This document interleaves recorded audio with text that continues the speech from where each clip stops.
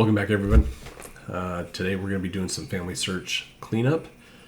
Today's family is a pretty cool family, pun intended, of course. The family name is Küll. I came across this family on Ordnance Ready on FamilySearch, and it had some missing information that once I started digging into it, it became pretty interesting, and it led me to do some merging of profiles, and it just became more research intense than I initially thought. So I ended up using a research log. So today I'm going to introduce you to the research log that I use. I also want to mention that this is the second take of this video. The first one had some audio issues that I wasn't able to overcome. So I am gonna use some of the video footage. I hope it's not distracting. So let's get into it.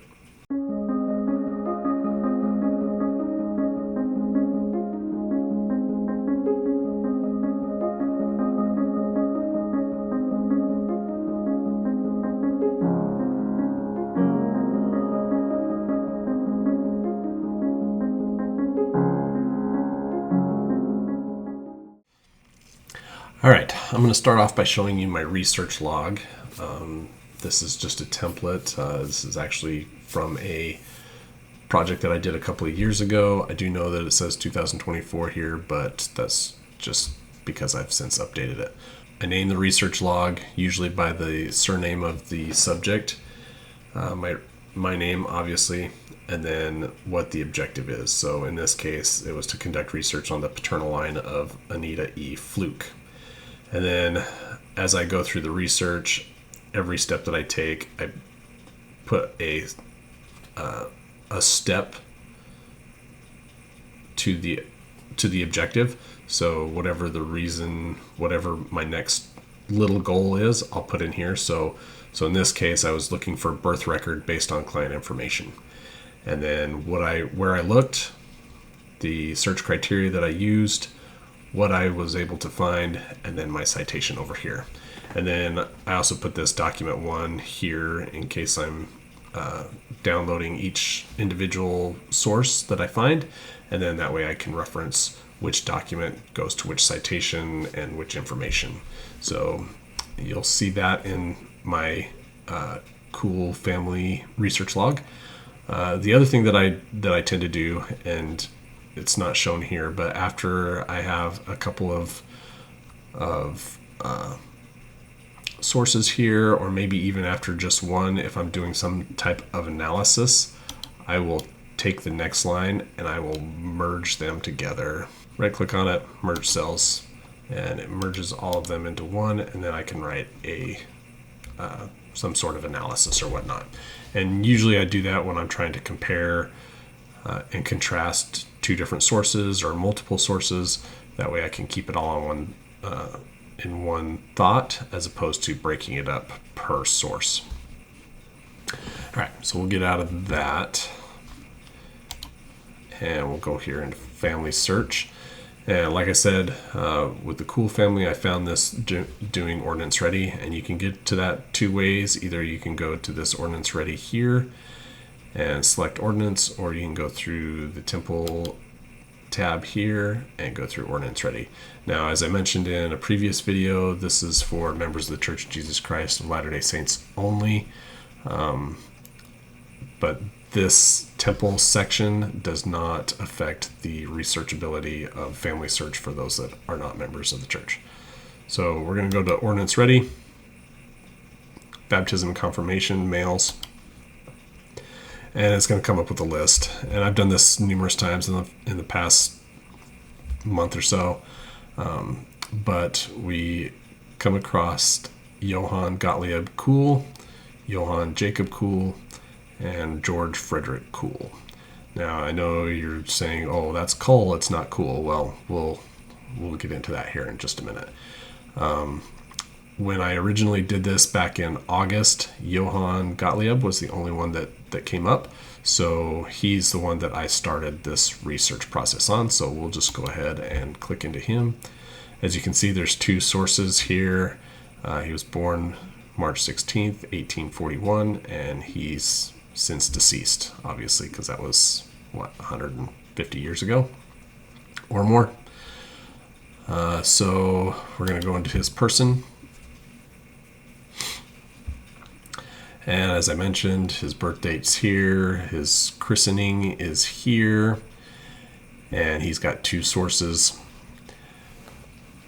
In the previous take, it had some other facts down here. It had a baptism fact, but it was basically the same thing, so I just deleted the fact down here since it was already up here. And we have two sources, and we'll go into those sources.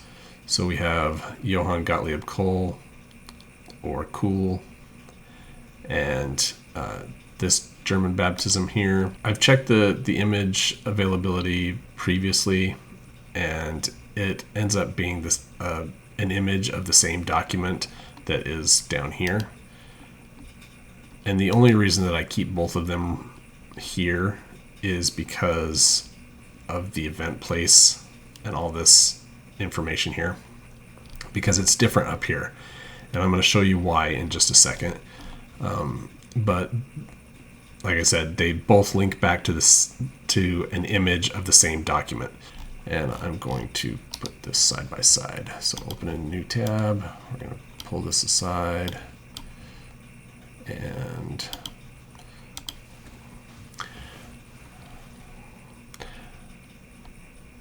all right, so if we look at this document here, first thing you can tell is that it's all in German, and I do not speak or read German, so I had to use Google to translate some of this stuff. So Eltern is parents, Ort der Geburt is place of birth. This is the date or time of birth. This is the place and time of baptism. And then I don't remember what this column is.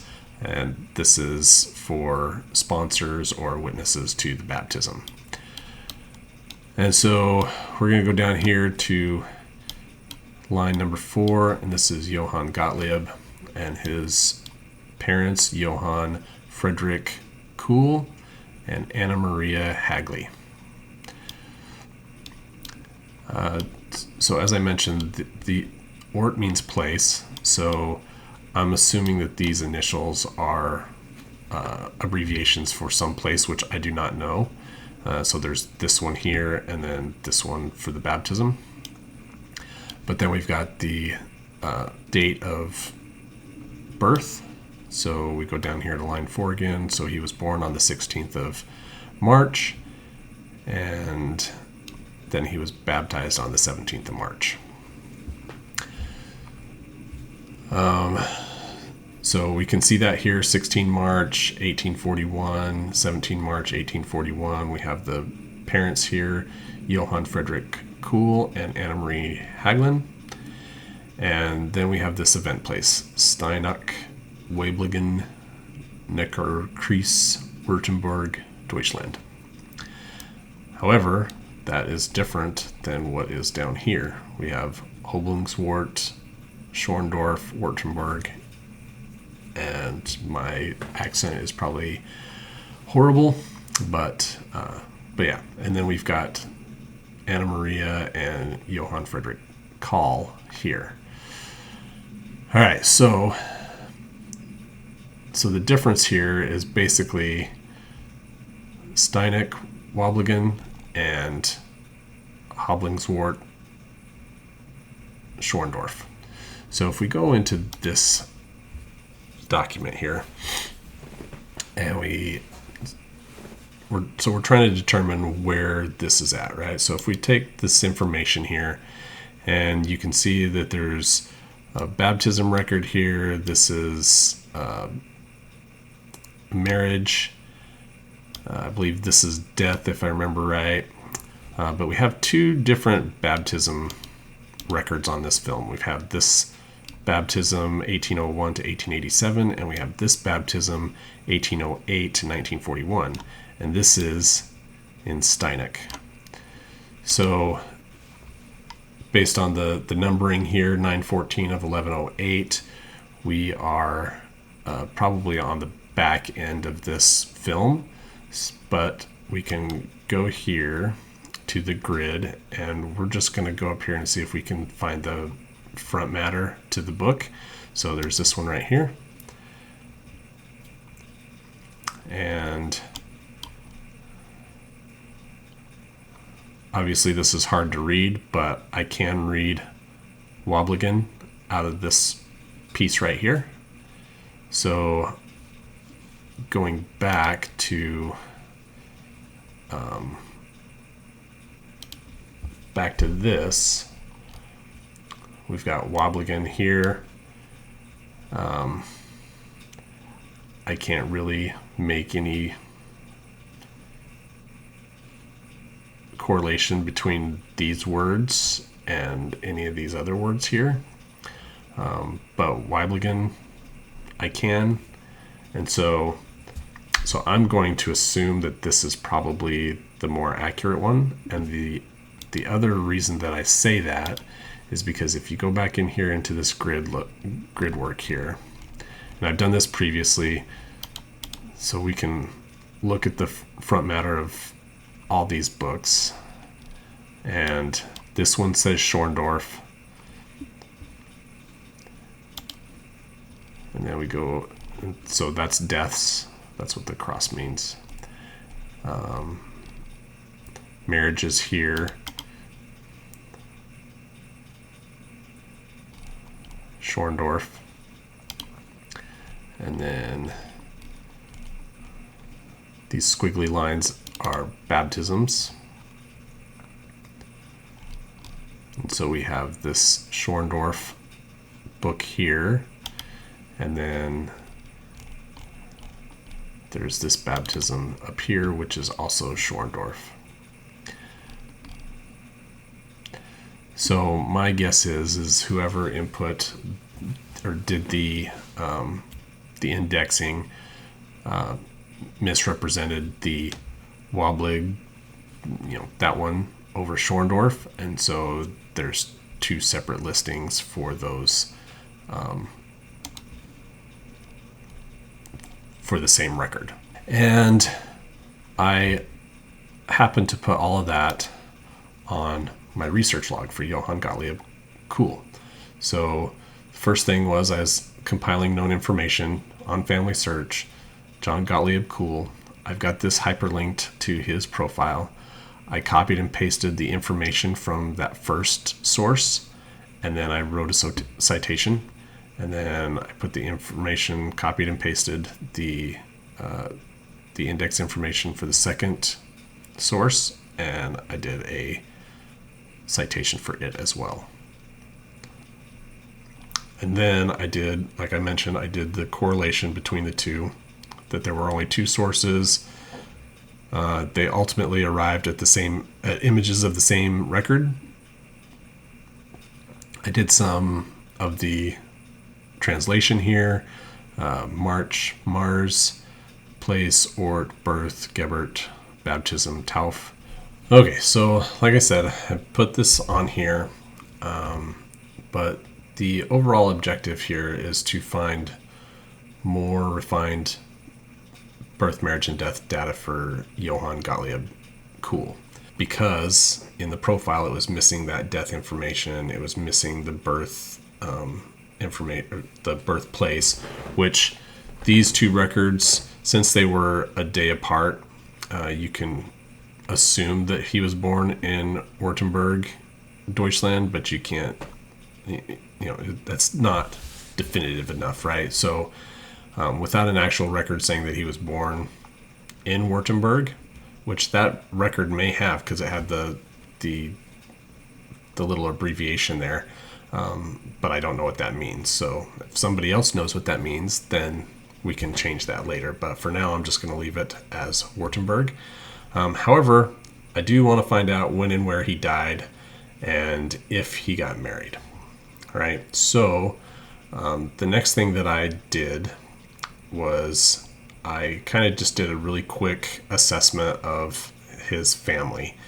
And if we go back into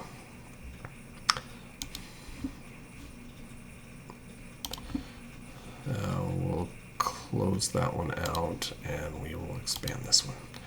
All right, so if we go into his information here, so we have Johann Gottlieb Küll, his parents Johann Friedrich and Anna Maria, and I just kind of basically did a really quick look at the number of sources. So we've got 22 sources here, 23 sources here. Those are higher than what they show on the research log because in take one of this video, I actually merged 2 profiles for Johann Friedrich and 2 profiles for Anna Maria, which increased the number of sources. But I will show you that here in just a little bit. But if we go through here, we've got Elizabeth Katharina Küll has 7 sources. Johanna has 1. Dorothea has 1. Frederica has 2.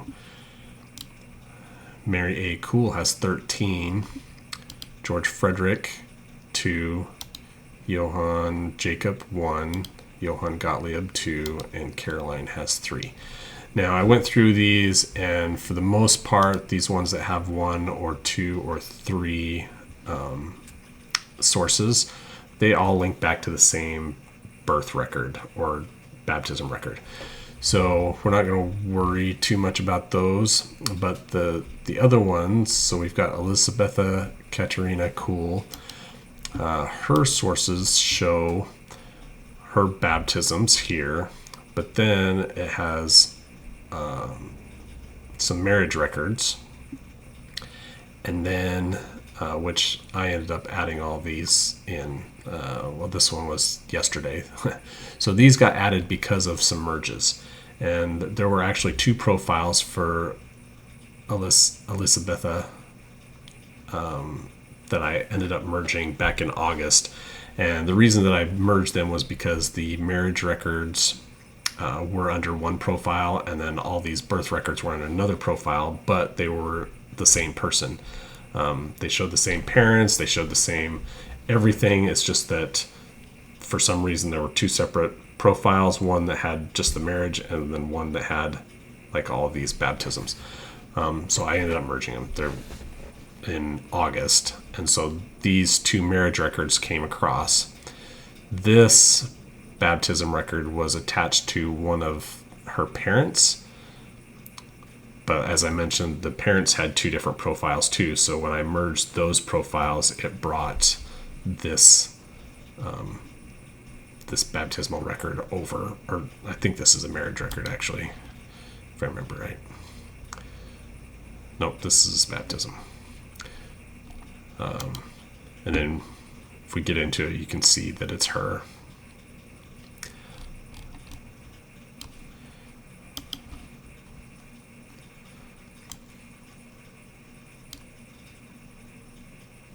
Right here. For some reason it goes to the wrong page, but this is it right here. Elisabetha Katharina, line 59, Johann Friedrich Küll, Anna Maria Hagelin, and let's see. This is the birth, I believe. Yeah, birth and baptism. So looks like birth was the 24th of October and baptism was the 26th of October, which should match her details. Oh, that didn't get put in here. But the 26th of October, and we can edit that really quick to the 24th of October. And save. Date shown on baptism record. Save. All right, so that explains her. So now we're going to go back into here, and then we have Mary A. Küll, and we'll pull her up. She had the 13 sources here, and a couple of interesting things here is, so we've got the birth and christening information here, But then we've got a death date and death place of Buchanan, Berrien County, Michigan. And we've got children, and we've got husband, and we've got these sources, and we've got U.S. censuses and Michigan marriages. And so this is a pretty good indicator that at least she came to the United States, but maybe her siblings did as well. All right, so something I wanted to mention here. So we've got Johanna here, one of the siblings of Johann Gottlieb, and we have the parents here, right? So if we go into, we can see here that she only has one source. And then if we go into that document, we're not going to look for it, but it's linked to Johann Friedrich Küll and Anna Maria Hagley. Now, if we go back into Johann Friedrich Küll and look at his sources, we have one source for Johanna Küll, right? Which is what it should be. However, I'm going to show you this from when I recorded this the first time. So we have Johanna and Johann Friedrich Küll. We go into the sources, and you'll see down here we've got two sources showing Johanna Küll. The first one has been duplicated, or let's back this up a little bit. So we see that this record was a duplicate and has been retired, and they recommend using the most current copy. So we can go into the view the current record, and it would show us who that record is linked to. But I've already done that, and we're just kind of deleting this one because it's an extra one. So you'll see that process here. We just go up here to detach, and there's a duplicate record, so we're going to detach it, and it'll take it away. So now there's only one Johanna Küll. All right, so I basically did a survey of each one of those individuals, how many sources they had, kind of the quality of the sources that were there.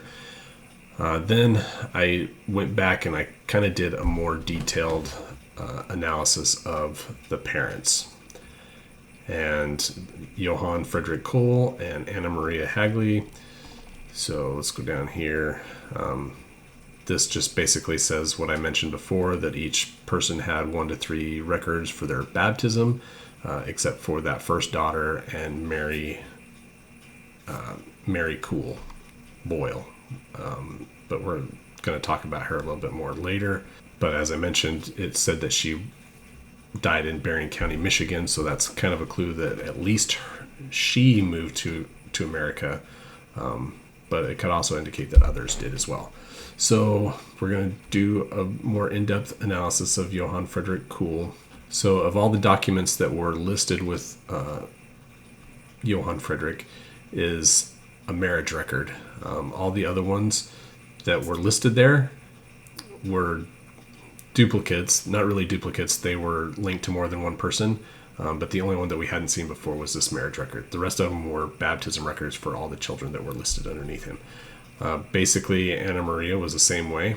However, it was weird because some of these documents, these baptismal documents, were linked to different profiles for fathers, right? So like one child would be linked to one Johann Friedrich, and the next child would be linked to a different Johann Friedrich. But they were all linked to the same Anna Maria. And yeah, so there was a bunch of confusion as to which children were linked to which parent, which set of parents. But all in all, the same set of parents, they were the same people, just two different profiles. Sometimes they were linked to Anna 1 and Johann 1. Sometimes they were linked to Johann, Anna 1 and Johann 2. And and vice versa. So the last video I kind of showed how I kind of evaluated those profiles and merged them together. We'll see that here in a second. But before I get to that, I kind of wanted to show you something else. So under before, so this is back to the previous video, Johann Friedrich Küll, we went into his sources, and we've got two sources here for George Frederick Küll, or Kühl. And we're going to take a look at those just really quick here. They're both baptism records, but as you'll see here in a minute, they are two different records. And so we'll pull them up here in just a second.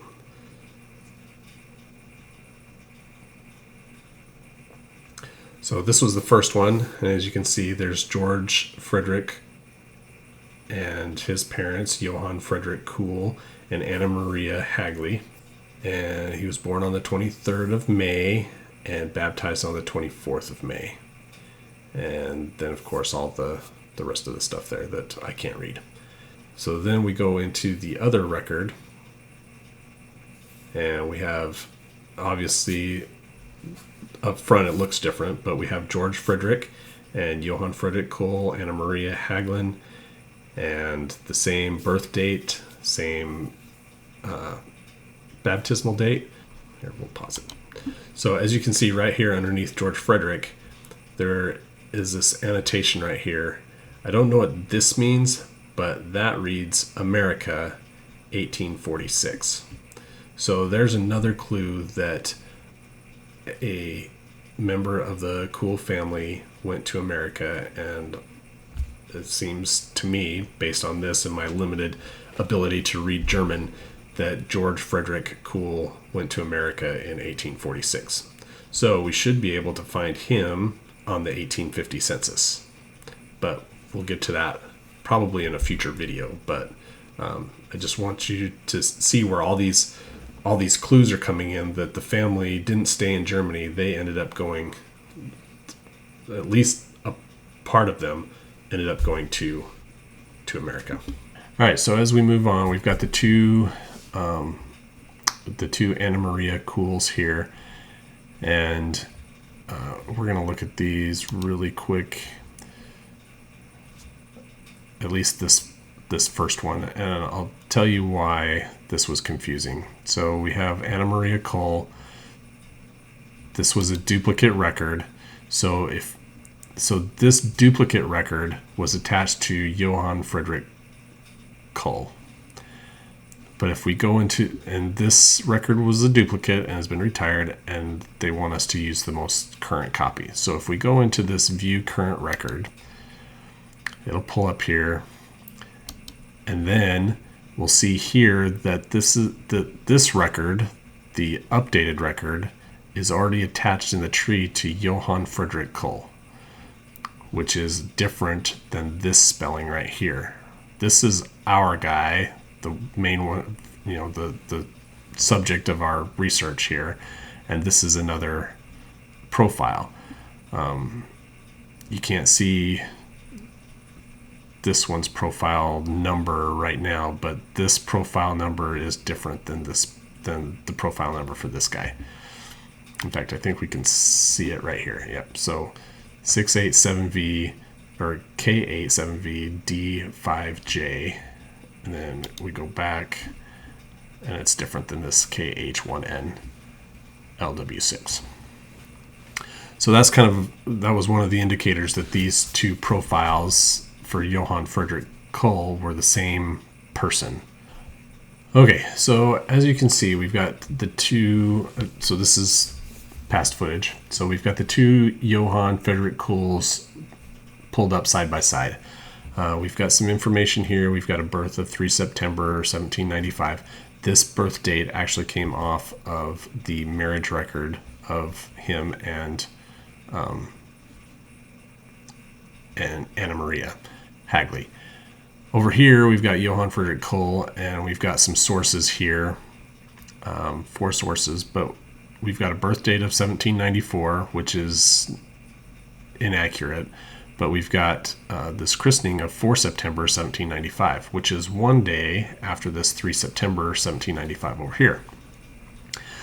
And then we've got Weiblingen, Württemberg, Germany over here, and we got Steineck over here, which, you know, based on those earlier documents that we saw, Steineck and Weiblingen were close to each other, or they came from the same records. So, all right, so just fast forward a little bit, and we've scrolled down here to where it shows the spouses and the children, and we've got Johann Friedrich Küll and Anna Maria Hannah Hagley over here, and then we've got Johann Friedrich Küll and Anna Maria Hagley over here with different numbers, obviously, right? I think we showed the Johann Friedrich's different numbers, but Anna Maria Hannah Hagley has a different number than Anna Maria Hagley. But we have a bunch of similarities, right? We've got Ludwig Kühl here, Johann Ludwig Kühl here. Those are two different numbers as well. And then we've got Dorothea here and Anna Dorothea Frizz here, also two different ID numbers.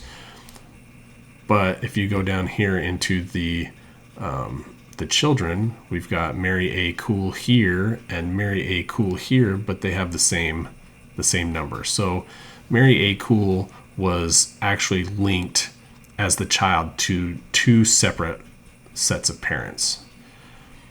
Once we merged these, once we merged KH1N and K87V, once we merged those and the two Anna Marias, they actually came together. The Mary A. Kühl came together, and she's only linked to one set of parents now. I haven't linked these ones yet, but it seems that they are the same individuals.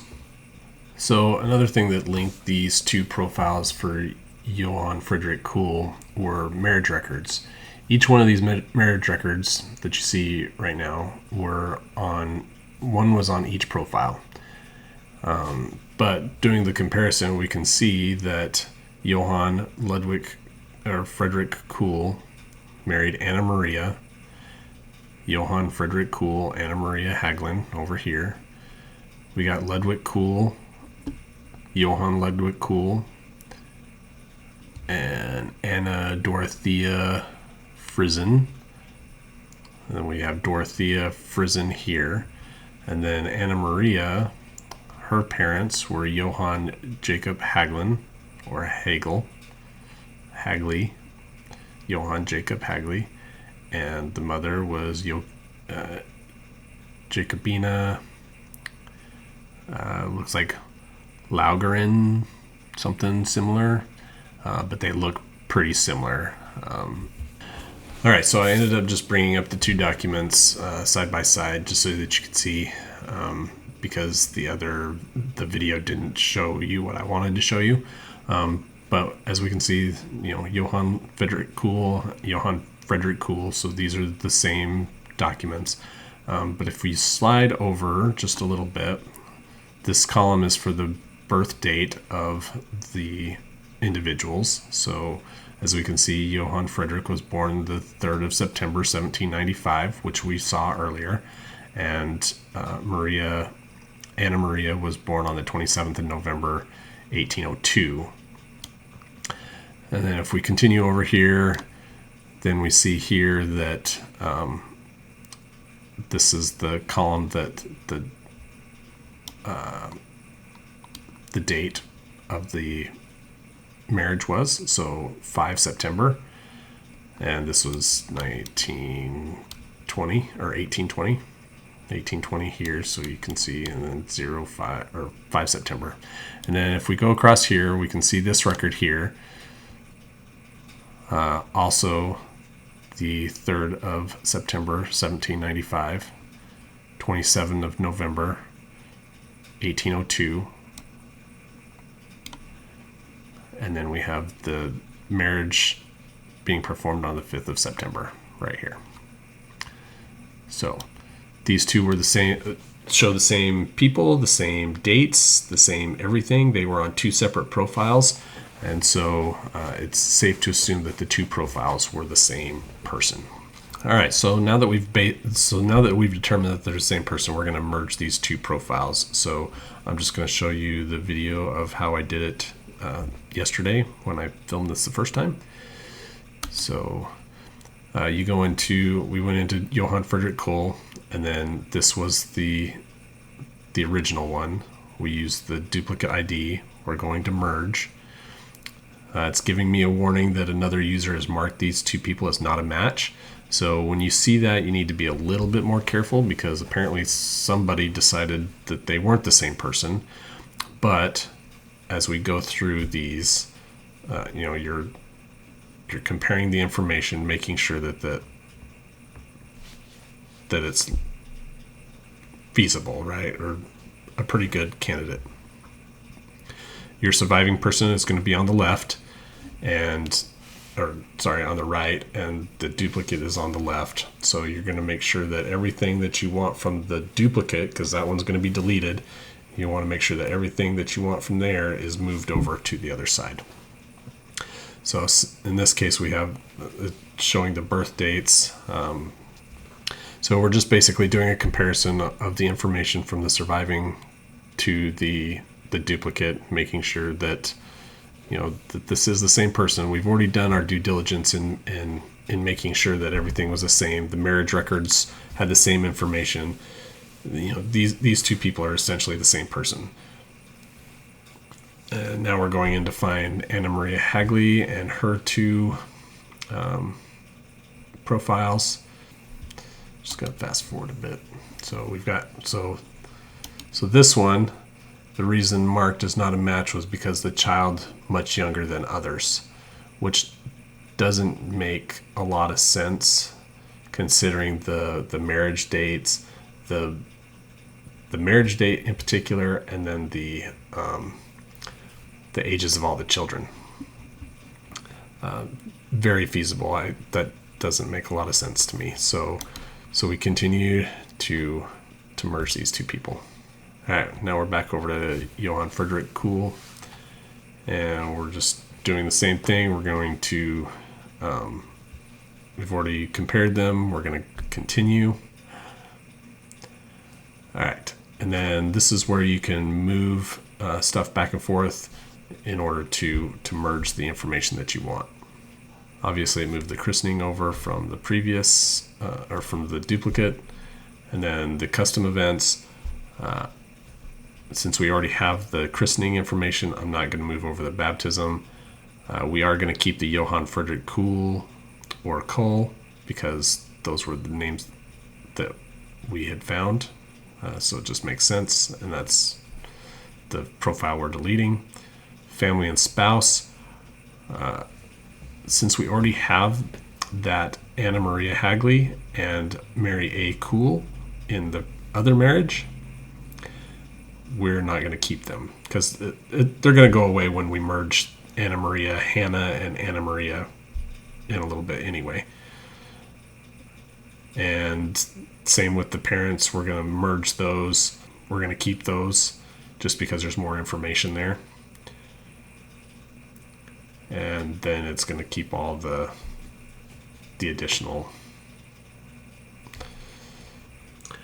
All right, so basically the reason for the merge: these two IDs were previously deemed to be not the same person. Evaluation of both individuals' marriage and baptism records and the baptism records of children and wife conclude that these individual IDs are most likely the same person. And then I just added this at the end of it: most vital information and relationships match, some details contain minor conflicts, and then the ID numbers. So prior to hitting finish merge, I should have copied this, because we're going to use the same reason for the merge of the Anna Maria profiles. But I'll show you here in just a second how to find that if you don't copy it, like I'm not going to here. And then we're just double checking this information. to make sure it's what we want, what it's copied over. The yellow stuff is the new stuff that's going into the profile. And then we've got both sets of parents here, and then like I said, once we merge those, the top one will go away, and then the new sources. So we're going to go ahead and hit finish merge down here at the bottom, where you can do it up at the top. And now we've got Anna Maria Hagley that we're going to do. We're going to basically do the same thing. All right, so as I mentioned, I'm going to go in and show you how to find that little snippet to copy and paste. So we go back into Johann Friedrich Küll's profile here, and we're going to scroll down to latest changes and go to the merge complete. That's where it shows merge complete. We're going to show all, go to the merge, the reason, copy and paste it, or copy it, and then we can paste it over. We're not going to do that last little section because we can add that when we merge these two. So again, we're just evaluating the different pieces of this. Obviously, even after we merge it, there's going to be some cleanup. We can go through and evaluate every single one of those documents, make sure that we get all the information off of them, and make sure that they're linked to the correct children profiles if there are multiple. I don't know if there are at this point, but if there are, we can merge those profiles or make sure that they're connected to the correct profile. In most cases, they probably are. Yep, and then we're going to continue. It's going to show us all the new data, which ends up just being the spouse and family, or spouse and child, which we already have those. And then more sources. All right, paste what we wrote before and add that one. And yep, it's going to show the new profile numbers. Make sure everything's good. We're just adding sources basically to this one. And that's it. Okay, coming back to the research log. Like I said, we evaluated Johann Friedrich Küll's sources and Anna Maria Hagley's sources. We found the two possible merges, Anna Maria Hagley, those two numbers, Johann Friedrich Küll, those two numbers, and we have merged them.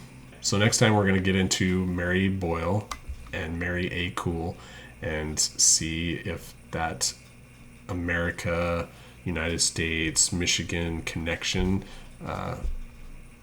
also applies to Johann Gottlieb, and see if we can't find some more data on him. So until next time.